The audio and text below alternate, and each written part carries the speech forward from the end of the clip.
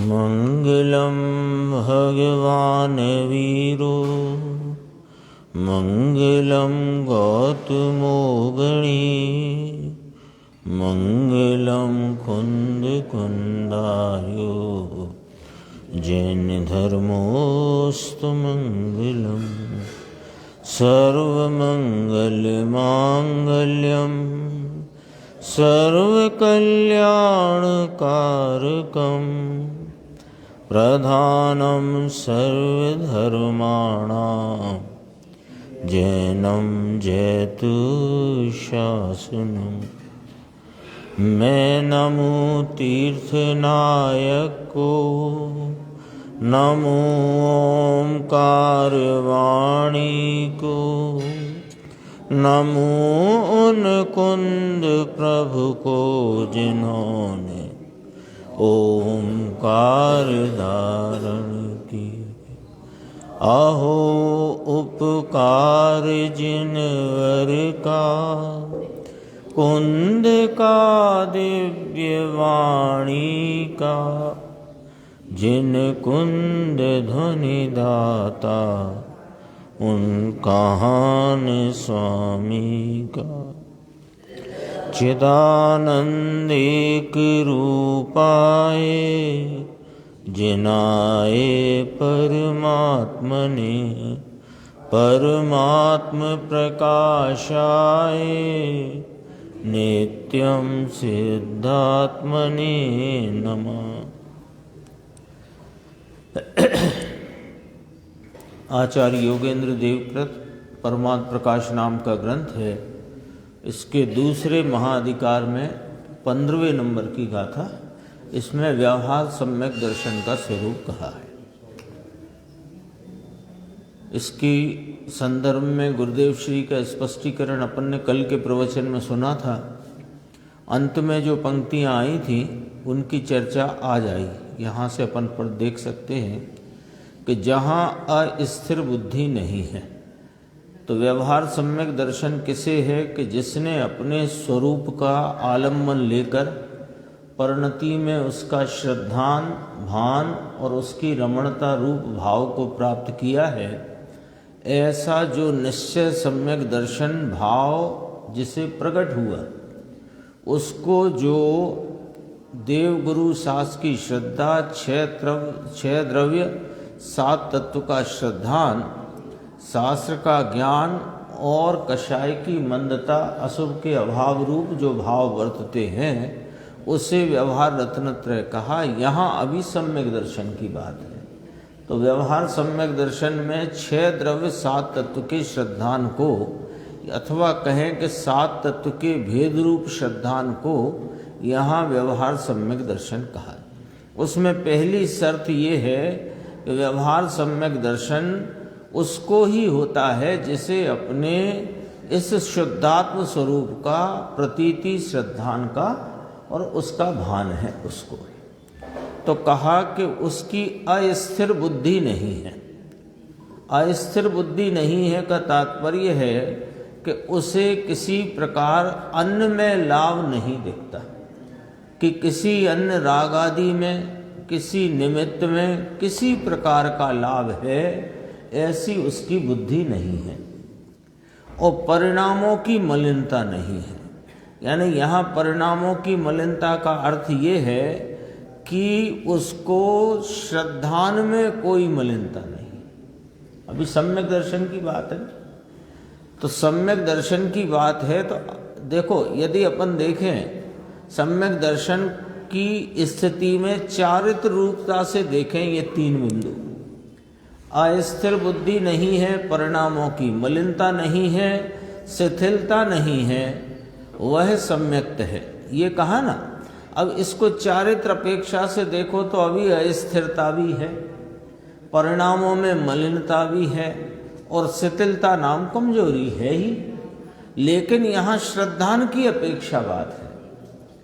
तो श्रद्धान की अपेक्षा उसकी बुद्धि में अन्य किसी रागादि में या निमित्त में लाभ हो ऐसा नहीं है।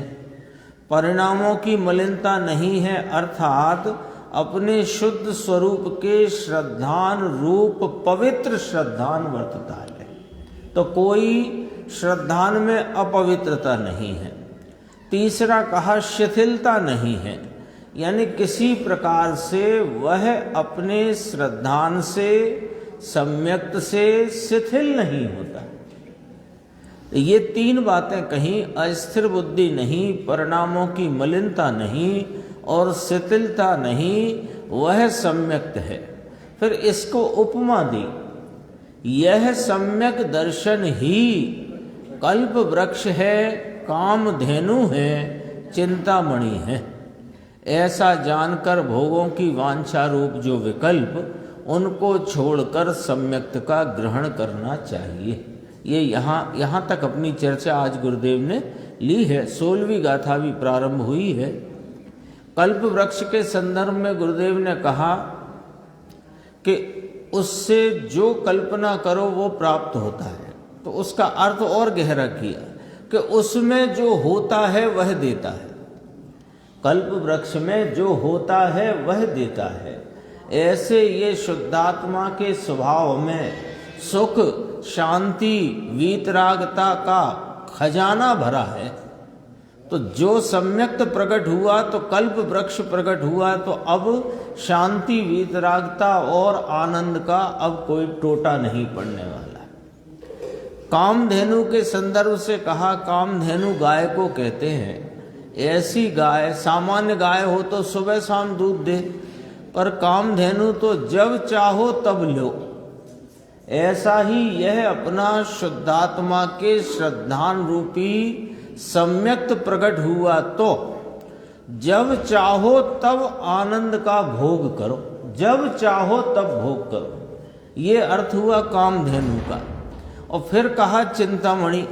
चिंतामणि माने कि चिंतने मात्र से जहां धन की प्राप्ति होती है, चिंतवन करने मात्र से धन की प्राप्ति होती है, उसका नाम चिंतामणि कहा।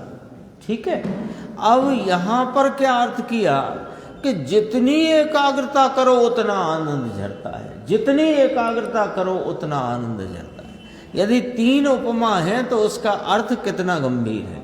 उपमा 3 दी, कल्प वृक्ष, कामधेनु और चिंतामणि। कल्प वृक्ष माने जो इसमें भरा है, कल्प वृक्ष में सब मिलता है। ऐसे ही शुद्धात्मा में शांति, वीतरागता, आनंद का खजाना भरा है। तो जो चाहो जब चाहो सो मिलता है, हाजिर है। कामधेनु का अर्थ किया कि सदैव दूध देने के लिए तत्पर है। ऐसे ये सदैव आनंद लुटाने के लिए तत्पर है। चिंतामणि का कहा कि जितनी एकाग्रता करो उतना आनंद झरता है। ये 3 उपमा दी। तीनों उपमा का गहरा अर्थ अपने को गुरुदेव श्री ने प्रस्तुत किया। अभी अपन उनने आज जो प्रवचन चला अपना 20 अक्टूबर 76 का, इसको शुरू के ही 5-6 पंक्ति देखते हैं, फिर अपन आगे बढ़ेंगे। परमाद प्रकाश 15 गाथा अंतिम पैराग्राफ है। यह सम्यक दर्शन ही कल्प वृक्ष है, यहां तक आया है। क्या कहते हैं कि आत्मा जो स्वभाव है उसका तो सर्वज्ञ सर्वदर्शी स्वभाव है। आत्मा, सर्व आत्माएं, जगत भर में जितने चेतन पदार्थ हैं, वो चाहे निगोद की अवस्था में हो, त्रियंच में हो, नरक में हो, देव में हो, मनुष्य में हो, सब जितने आत्माएं हैं वे सब ही सर्वज्ञ और सर्वदर्शी स्वभाव वाले हैं। सर्वज्ञ सर्वदर्शी त्रिकाली तो उसका स्वभाव यही है ना? उसकी दृष्टि करना इतना सरल है। कैसे करें कि तुम जीव मात्र वस्तु हो, तुम ज्ञान मात्र स्वरूप हो, तो तुम अपने ज्ञान मात्र स्वरूप आत्मा जो सर्वज्ञ सर्वदर्शी भरपूर परिपूर्ण त्रिकाल विद्यमान है, तीनों काल ये सर्वज्ञता से सर्वदर्शित्व के स्वभाव से भरा हुआ है।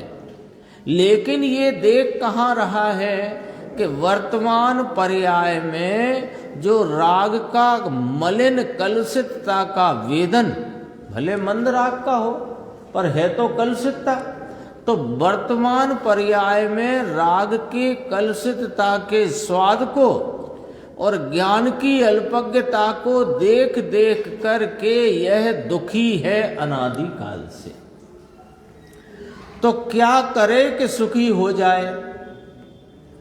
कि यह जो इसका सर्वज्ञत्व और सर्वदर्शित्व का स्वभाव त्रिकाल विद्यमान है, उस स्वभाव का विश्वास करे तो सुख का झरना फूट पड़े, तत्काल, तत्क्षण, अगले क्षण की बात नहीं है, उसी ही क्षण में। देखो उसकी विधि गुरुदेव कहते हैं, हम सबको जो चाहिए उसकी विधि इसमें बहुत शॉर्ट में यहां पर आई। देखो त्रिकाली क्या स्वभाव है राकेश भाई अपना? सर्वज्ञत्व सर्वदर्शित्व मेरा त्रिकाल स्वभाव है। जैसे सिद्धों को प्रकट है ऐसा मेरा स्वभाव अभी विद्यमान वर्तमान है। तो क्या करें कि निमित्त का लक्ष्य छोड़कर, राग का लक्ष्य छोड़कर और एक समय की पर्याय का भी लक्ष्य छोड़कर त्रिकाली सर्वज्ञ सर्वदर्शी जो वस्तु है उसमें अंतर में एकाग्र होकर जो निश्चय सम्यक दर्शन होता है वह निश्चय सम्यक दर्शन कल्प वृक्ष है। बोलो विधि बता दी है ना। पहले इस बात को अपने विकल्पात्मक ज्ञान में दृढ़ता से स्वीकार करो, अंगीकार करो, निर्धारित करो कि मैं स्वरूप से सर्वज्ञ स्वरूप सर्वदर्शी स्वरूप हूं। अभी वर्तमान पर्याय की अल्पज्ञता से अपने को मत देखो। अभी है ना अपने, अभी हमें तो कुछ समझ नहीं आता। अरे मैं समझण का पिंड हूं, मेरे समझ में नहीं आता, ये पर्याय का दोष होगा। लेकिन मैं तो समझन का पिंड सर्वज्ञ स्वरूप हूं। आगे धर्मदास जी की पुस्तक का एक उल्लेख करके गुरुदेव ने कहा कि 3 लोक का नाथ कौन है? कि तू ही है। 3 लोक का नाथ तू ही है। क्यों? कि तू तेरे ज्ञान की एक समय की अवस्था में इस 3 लोक के सर्व द्रव्यों के त्रिकाल भावों को एक साथ जानने की सामर्थ्य वाला है। 3 लोक का नाथ। यहां कहा पहले यह अपने विकल्प ज्ञान में अपनी बहिर्मुख बरतते हुए जो ज्ञान का भाव है उसमें दृढ़ता से स्वीकार करो, अंगीकार करो, उसका विश्वास करो कि मैं ही सर्वज्ञत्व सर्वदर्शित्व स्वरूप हूं। और ये जो पर्याय में खेल बन रहे हैं निराले निराले भिन्न भिन्न, ये खेल पर्याय के हैं, ये क्षणवर्ती हैं और मैं त्रिकाल स्वरूप हूं। तो ऐसा विश्वास करने से सर्व निमित्तों की ओर का लक्ष्य छोड़कर, राग का लक्ष्य छोड़कर, शुभ राग अशुभ राग मंद राग तीव्र राग सब राग का लक्ष्य छोड़कर और वर्तमान पर्याय जो राग का वेदन करती हुई है उस ज्ञान पर्याय का भी लक्ष्य छोड़कर मैं त्रिकाल सर्वदर्शी सर्वज्ञत्व स्वरूप हूं, इस प्रतीति का नाम सम्यक दर्शन है और इसका नाम कल्प वृक्ष है, चिंतामणि है, कामधेनु है। गजब की बात न। अंदर में ऐसा सुनकर भी यदि यह बात अपनी लगे तो उछाला आए, हर्ष आए, रोमांच हो जाए। अपनी लगे तो ये तो योगेंद्र देव ने कही है, प्रभाकर भट्ट से कही है, सर्वज्ञ ने कही थी। अरे कही थी नहीं, कही है। उसी को आचार्यों ने फरमाया है, ज्ञानियों ने समझाया है। देखो, वह निश्चय सम्यक दर्शन कल्प वृक्ष है।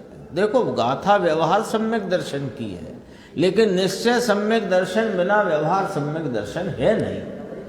तो निश्चय सम्यक दर्शन कल्प वृक्ष है, व्यवहार तो राग है। और राग में से क्या मिलेगा?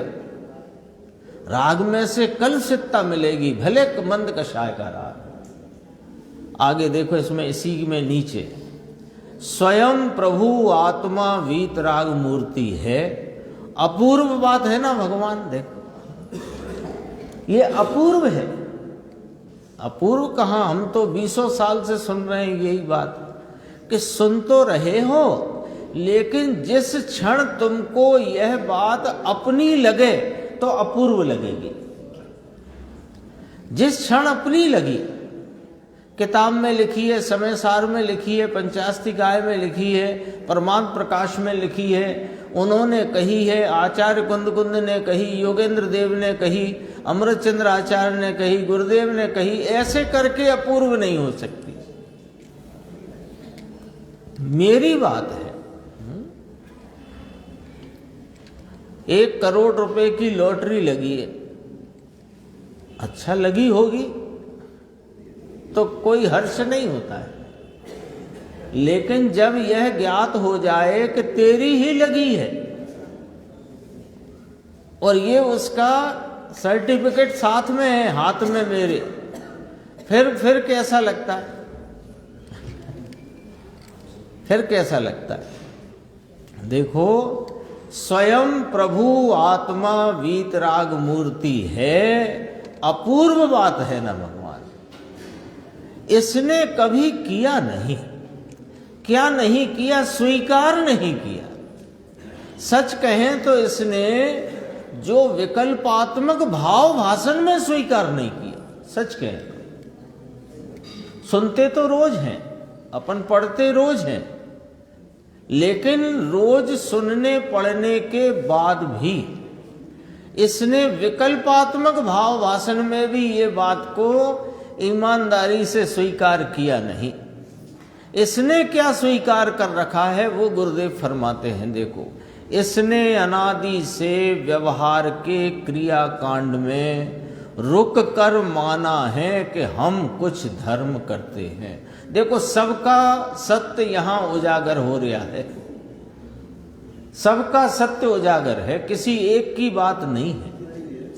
लेकिन जहां भूल है, कांटा कहाँ लगा है, ये बात यहां पर सोनोग्राफी करके बताई जा रही है कि तेरा कांटा कहाँ फंसा है, यहां फंसा है।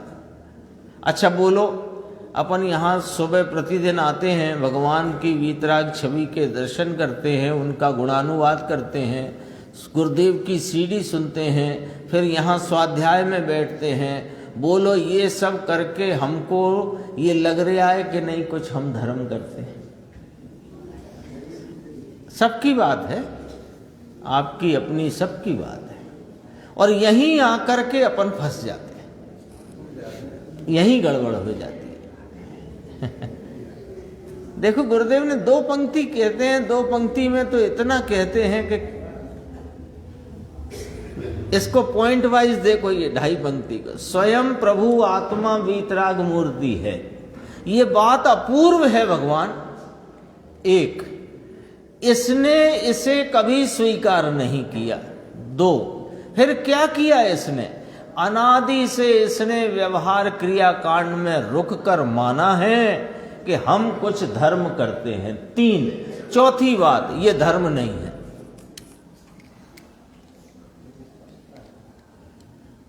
बोलो, अब जब आपके सामने सब कुछ है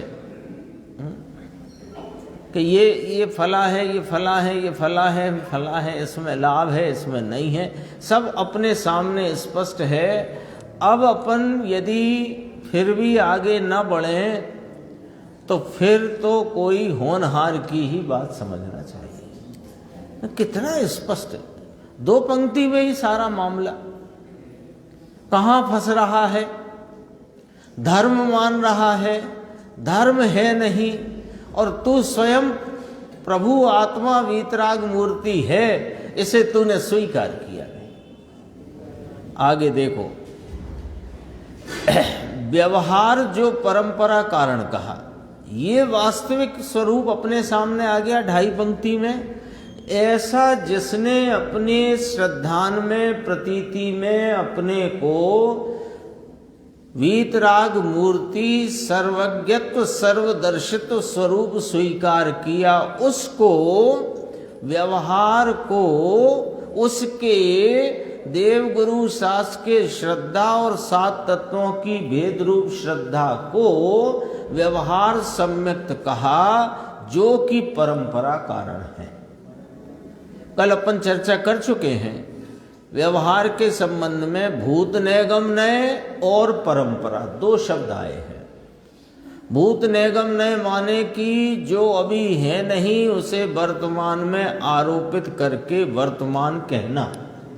तो जो सम्यक्त के पूर्व तत्व निर्णय के लिए जो देवगुरु शास्त्र का सानिध्य और ज्ञानी गुरुओं का उपदेश और शास्त्र का अभ्यास और यह 6 द्रव्यों 7 तत्वों का भेद रूपता का ज्ञान, ये जो कुछ किया उसको छोड़कर परंपरा, उसको छोड़कर जो अपने स्वरूप का आलम्बन लिया, तो वहां कल्प वृक्ष रूपी निश्चय सम्यक दर्शन प्रकट हुआ।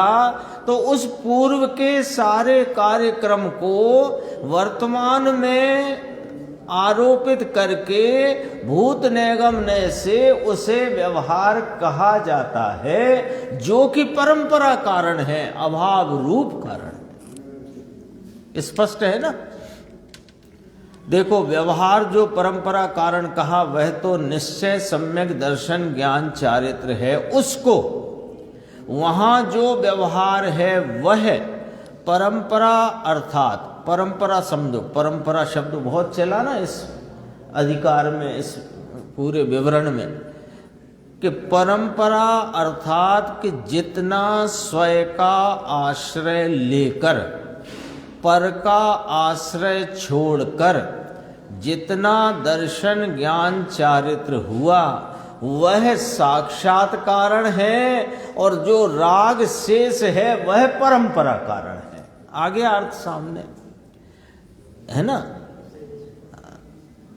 अभी अपने को कहीं जाना है, मान लो यहाँ से विदिशा जाना है या चलो ग्वालियर जाना है, तो ग्वालियर जाना है तो किसी ने हमसे कहा आप इस मार्ग से चले जाना, नई सराय आदि होकर थोड़ा घूम कर है ये भी कहा। तो हम उससे पूछेंगे कि नहीं पूछेंगे, ये घूमकर है तो सीधा कौन सा है? जब शास्त्र में आचार्य परमात्मा ने लिखा कि व्यवहार परंपरा कारण है, तो पूछते क्यों नहीं हो कि साक्षात कारण क्या है? क्यों नहीं पूछते कि तेरे को घुमावदार में ही मजा आ रहा है अनादि से, इसलिए नहीं पूछता। तो यहां देखो गुरुदेव ने कितना अच्छा अर्थ किया, परंपरा का अर्थ कितना क्या किया? स्वयं का आश्रय लेकर, पर का आश्रय छोड़कर जितना दर्शन ज्ञान चारित्र हुआ वह साक्षात कारण है, और जितना राग अभी शेष है अनुकूल वह परंपरा कारण है। उसके साथ राग है वह परंपरा अर्थात पश्चात अभाव करेगा, रखेगा नहीं। मुनिराज ने 5 महाव्रत अंगीकार किए हैं बाहर में दिखने को, लेकिन वे रखते हैं कि छोड़ते हैं? यदि वे मोक्ष के साक्षात कारण हो अक्षय भाई, तो फिर 5 महाव्रत केवल ज्ञान में भी साथ रखना चाहिए।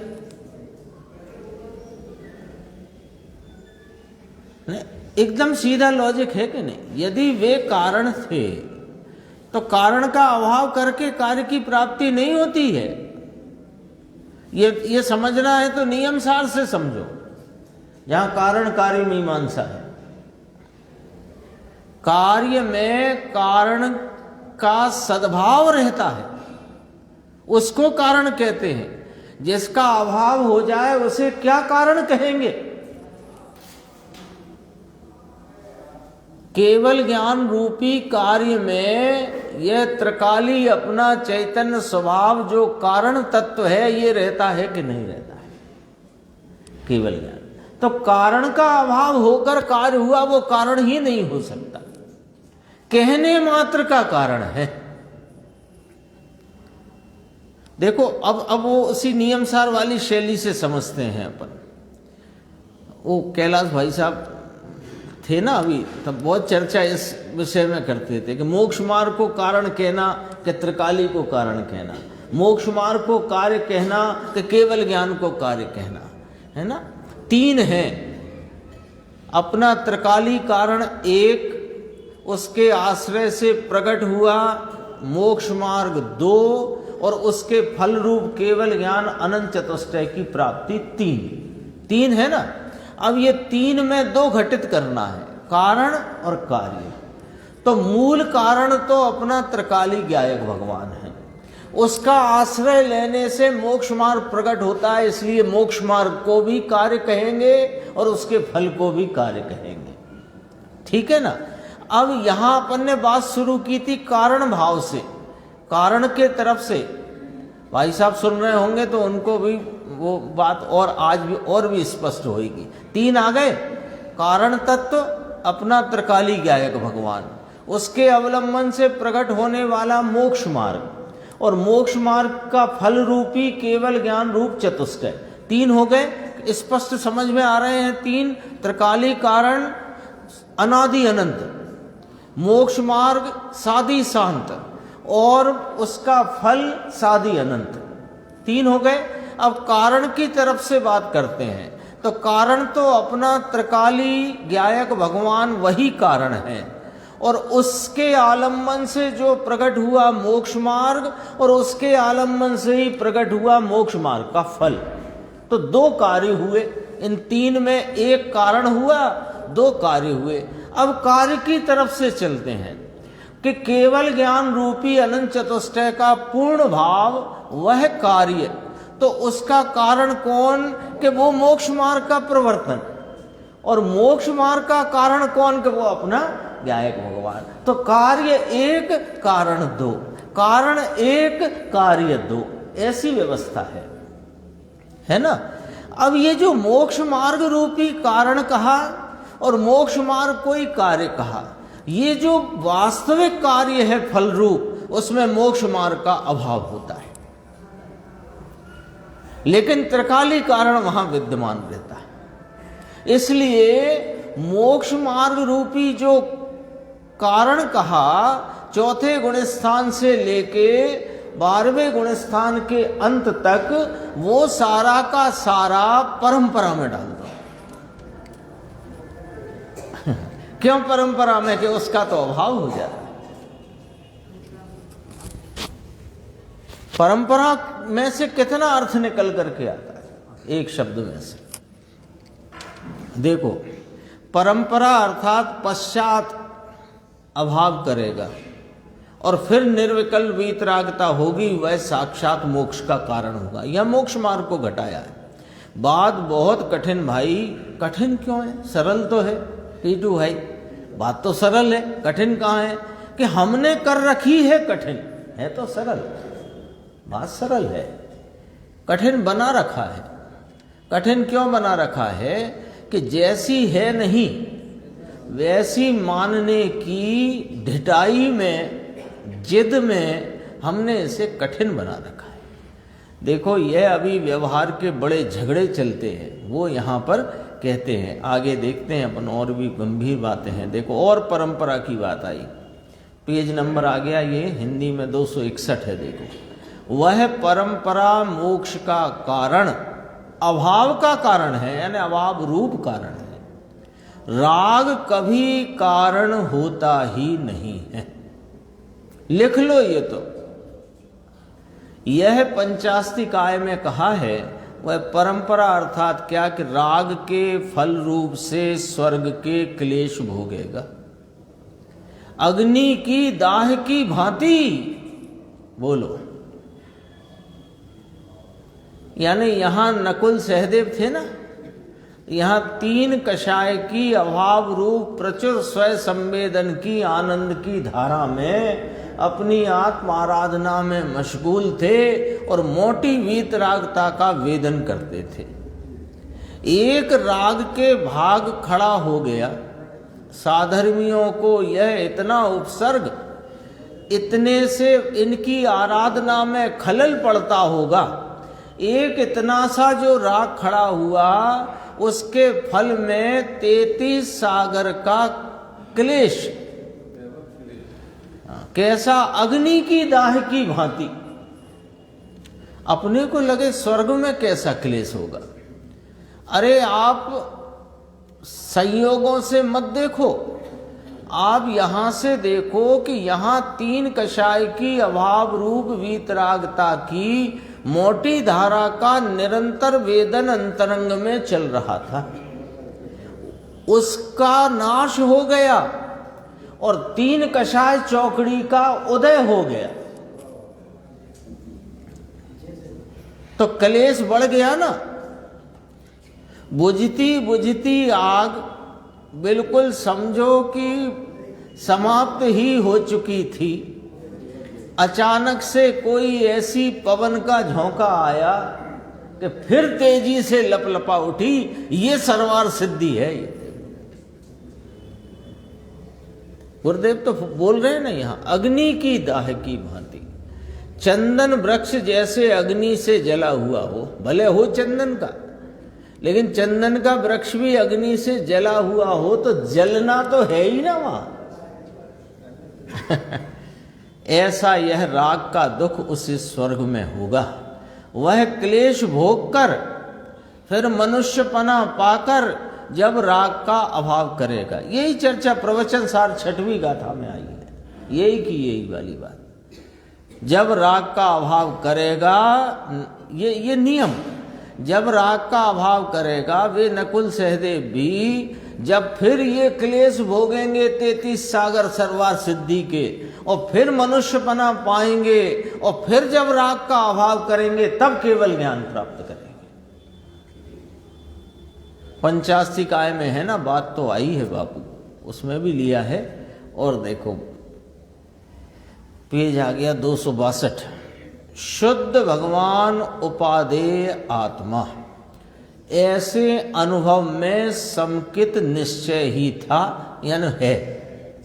शुद्ध भगवान उपादेय आत्मा, यानी अभी जो नियम सार की 38 गाथा यहाँ पर यदि याद करें तो जितने भी जीवादि 7 तत्व का भेद रूप श्रद्धान है वो व्यवहार सम्यक्त कहा, और वो उसके साथ में अपना शुद्ध भगवान आत्मा वह उपादेय रूप हुआ है उसको, है ना। 38वीं गाथा में कहा जीवादि बहित तच्चम हेयम उपादेयम अपणो अप्पा, आया ना उसमें। तो ये जीवादि बहिर तत्व का भेद रूप श्रद्धान है, वो व्यवहार कहलाया भूत निगम नय से और परंपरा से। लेकिन वास्तव में समकित क्या कि शुद्ध भगवान आत्मा जो उपादेय हुआ तो अनुभव में यानी संचेतन में श्रद्धान में समकित निश्चय ही था, माने है, परंतु अभी अव्रति है, चौथा गुण स्थान, अर्थात व्रत के चारित्र का अभाव है। इसलिए उसको पुण्य के परिणाम पूजा के दान के भक्ति में जुड़ता है। इससे उसे वह वीतराग चारित्र की अपेक्षा से सराग समकित कहा है। यहाँ गुरुदेव ये कहना चाहते हैं कि सराग समकित कोई समकित ही नहीं होता। सराग समकित जो शास्त्र में शब्द आया तो सराग समकित कोई समकित ही नहीं होता। वो तो वीतराग समकित जिनकी परिणति में प्रकट हुआ है, उनको अभी जो भगवान के प्रति देव गुरु शास्त्र के प्रति भक्ति बहुमान दानादिक का प्रभावना का जो राग है, उस राग को सराग समकित नाम दिया गया है। राग कभी संकित होता नहीं। 17वीं गाथा में आएगा, उसका थोड़ा यहाँ पर अपने को ख्याल कराते हैं। 17वीं गाथा इसी की, 15वीं चलती है, 16 के बाद 17वीं है। तो निश्चय वीतराग संकित तो वीतराग है, उसे उस राग की प्रधानता से वीतरागता में जो निश्चय लीनता चाहिए वैसी नहीं है। इस अपेक्षा से राग के दोष की अपेक्षा से संकित निश्चय होने पर भी सराग संकित कहकर व्यवहार कहा है। ये जो ऊपर कहा ना गुरुदेव ने, राग की प्रधानता से, इसे अपन बाद में ले लेते हैं, यहां से पढ़ो। वीतरागता में जो निश्चय लीनता चाहिए वैसी नहीं है। इस अपेक्षा से राग के दोष की अपेक्षा से राग जो अभी है उसको प्रधान करके संकित निश्चय होने पर भी सराग संकित कहकर व्यवहार संकित कहने में आया है। नहीं, स्पष्ट है ये सब बात अपने सामने स्पष्ट रहनी चाहिए, तो जिससे कि अपने से कहीं कोई गड़बड़ नहीं हो जाए। ये देखो, ये भी एक चर्चा बहुत छोटी सी है, गंभीर है। देखो, इसी प्रकार भगवान आत्मा वह निर्विकल्प राग रहित आनंद का सागर प्रभु है। कौन? ये सब हम जितने जगत के जीव हैं वे सब, पर अभी हम सुनते हैं तो हम अपने लिए सुनते हैं ना। महावीर भाई देखो क्या कहा, वह निर्विकल्प, वह माने मैं निर्विकल्प राग रहित आनंद का सागर प्रभु हूं। तब कहते हैं भाई तुझे तेरी कीमत नहीं है, तुझे तेरी खबर नहीं है, तेरी तुझे कीमत नहीं, तेरी तुझे महत्ता की महिमा नहीं।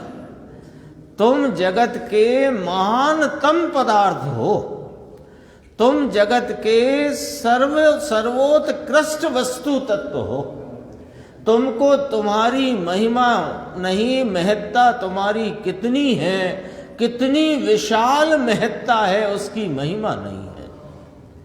काय की महिमा में मर जाता है कि ये पुण्य के परिणाम कुछ किए या उसके फल रूप से धूल मिली 2, 5, 10 करोड़, इसमें ये बिछ जाता है, बह जाता है। दो बातें ली हैं। पुण्य का परिणाम यानी वर्तमान में चलती हुई मंद कषाय में उसकी महिमा में चला जाता है, अथवा पूर्व के पुण्य का जो फल वर्तमान में उपस्थित है उसमें बह जाता है। बताओ, ये दो के अलावा आपको कोई जीव, धर्मी को अलग रखो, धर्मी के अलावा जो मिथ्या दृष्टि अज्ञानी संसारी अनादि का है, वो इन दो के अलावा कहीं बह रहा हो तो बताओ। दो की महिमा है ना, दो की ही महिमा है ना। अपने को लगे वे तो सुनते ही नहीं हैं, वे तो सुनने भी नहीं आते, उनके तो कान में ही बात नहीं पड़ती, तो वो अपने इस प्रकार का पुण्य तो उनका फलित नहीं हुआ कि ये बात उनके कान में पड़े। लेकिन कोई ऐसा पुण्य उनका फला है कि 2, 5, 10 करोड़, 50 करोड़, अरब, 10 खरब, ये जो संपत्ति उनके संयोग में आ पड़ी है तो वे उसमें बहे जा रहे हैं, तो उसको कहेंगे पुण्य के फल में बहना। अब अपन यहाँ आकर के बैठ गए हैं, अपना पुण्य ऐसा मिला है, ऐसा फला है कि अपने को यह भवतापहारी वाणी सुनने को मिल रही है। इसके बाद भी यदि अपन इस पुण्य के फल में बह जाएं, अर्थात इसका सही भाव प्राप्त न करके वर्तमान पुण्य की महिमा में रह जाए, तो भी तूने तेरी कीमत नहीं की। या तो पुण्य के महिमा में बह रहा है, पुण्य की महिमा कैसी कि वर्तमान में जो कषाय की मंदता में भगवान की भक्ति आदि का अथवा कोई व्रतादि का इस प्रकार का मंद कषाय का परिणाम है तो उसकी महिमा में ये बह गया, या पुण्य के फल की महिमा में बह गया, और जबकि स्वयं है निर्विकल्प राग रहित आनंद का सागर प्रभु। कभी कीमत नहीं की अपनी, कहा कि नहीं तुझे तेरी कीमत नहीं, तुझे तेरी खबर नहीं, तेरी तुझे कीमत नहीं, तेरी तुझे महत्ता की महिमा नहीं। ये पुण्य के परिणाम कुछ किए या उसके फल रूप से धूल मिली 2, 5, 10 करोड़, इसमें बह गए, जबकि स्वयं जगत का महानतम पदार्थ है। कीमत तो अपनी करना है, अपने कीमत अपन काय की करते हैं। ये देखो कीमत कैसे करना है, ये धर्मदास जी छुल्लक का ज्ञान प्रकाश नाम की पुस्तक का यहाँ पर संदर्भ लिया, पेज 265। एक प्रश्न किया था गुरुदेव को, उस प्रश्न के संदर्भ से याद आया कि धर्मदास जी का ज्ञान प्रकाश है तीसरा ग्रंथ, उसमें कहा कि 3 लोक का नाथ कौन है, कि 3 लोक का नाथ तू है। बोलो 3 लोक का नाथ कौन?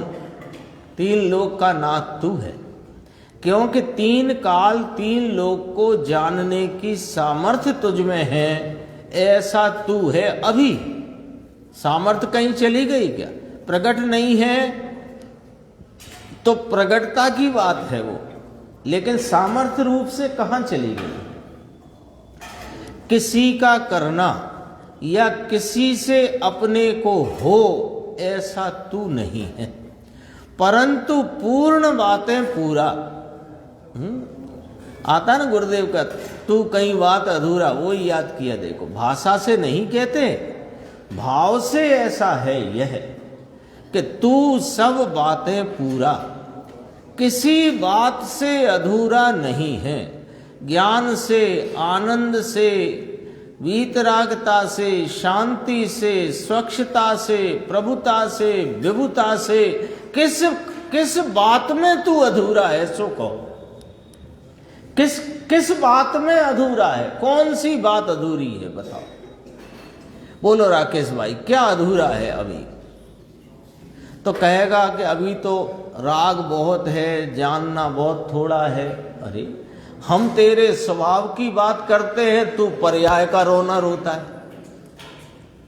यहां बात स्वभाव की चलती है, सामर्थ्य की बात चल रही है, तो अपनी सामर्थ्य का तो विश्वास करता नहीं और पर्याय का रोना रोता है। पज्जे मूढ़ा ही पर सम्या, यही तो तेरा मिथ्या दर्शन है। और कोई मिथ्या दर्शन भूत कीड़ा थोड़ी है, यही मिथ्या दर्शन है।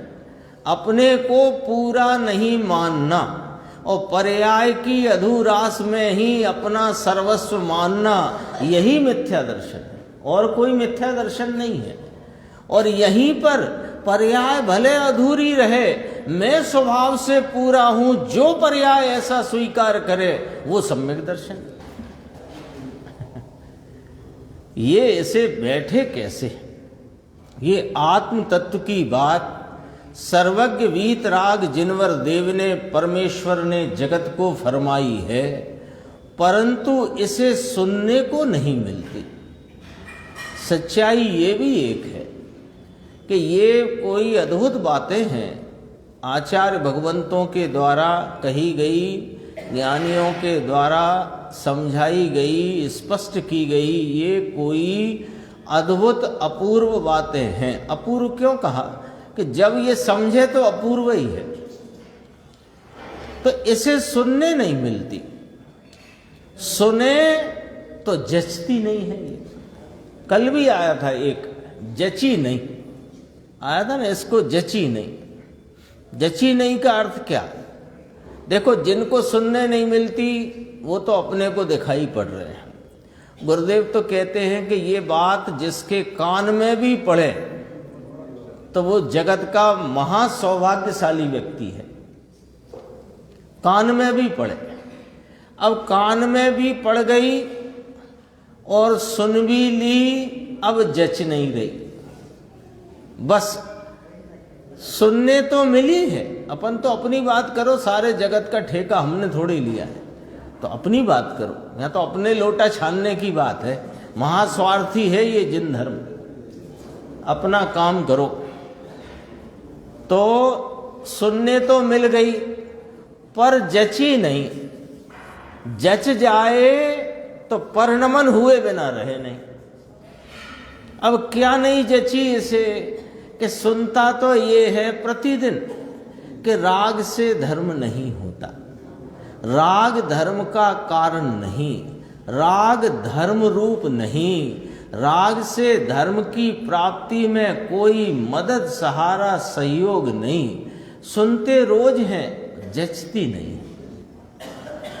जचाकर ये बैठे हैं कि कोई राग तो किसी ना किसी रूप में काम आएगा।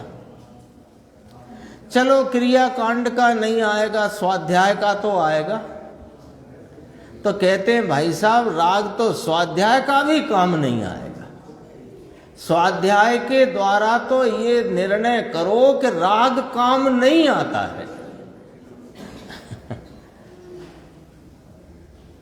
सुने तो इसे जचती नहीं ये बात, जचना चाहिए।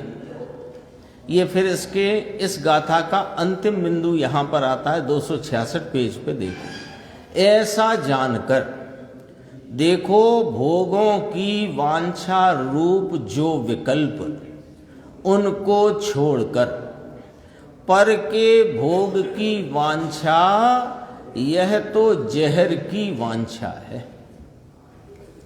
कहते हैं स्त्री का पुरुष का भोग जो है, अरे 5 इंद्री के विषय का जो भोग है वह तो जहर का वेदन है।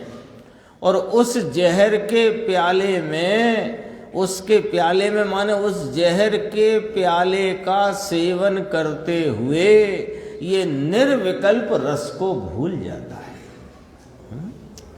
समझ में आया? यहाँ कहते हैं ना सामने ऐसा लिया। अभी देखना बहुत गंभीर पंक्ति है गुरुदेव की। इस अनुभव के लिए, इस चैतन्य परमात्मा के स्वरूप संचेतन रूप, आस्वादन रूप, अतीन्द्रिय आनंद शांति के स्वाद के अनुभव के लिए यह अनुभव की वांछा छोड़ दे।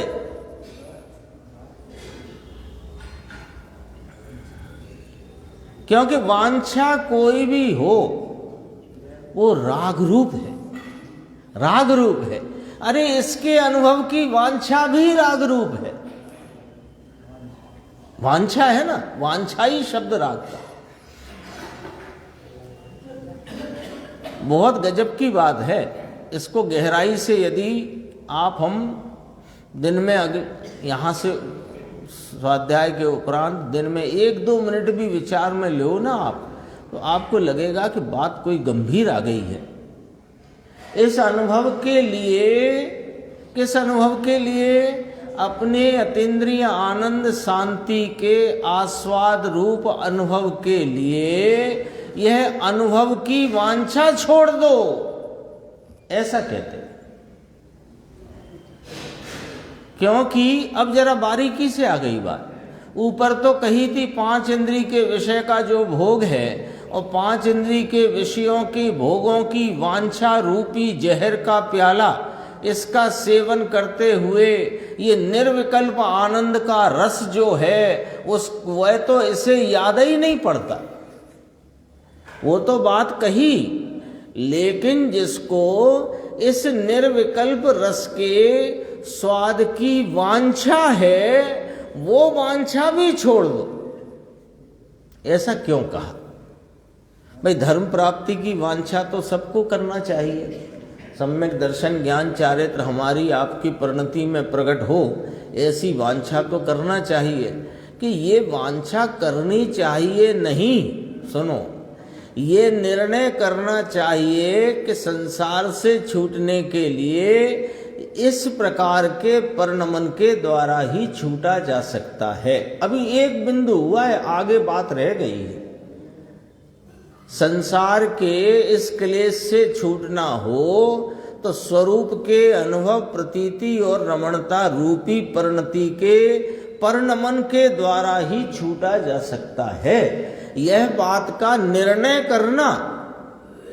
लेकिन यह परिणति जिसके आलम्बन से, जिसके आश्रय से, जिसके आदर में प्रकट होती है, उसका आदर महिमा करना, ये वांछा मत करना कि मुझे अनुभव। सम्यक दर्शन की वांछा करना योग्य नहीं है। सम्यक दर्शन प्राप्त करना करे बिना मेरा संसार क्लेश नहीं कटेगा, यह निर्णय करना, विकल्पात्मक ज्ञान में ये निर्णय करना।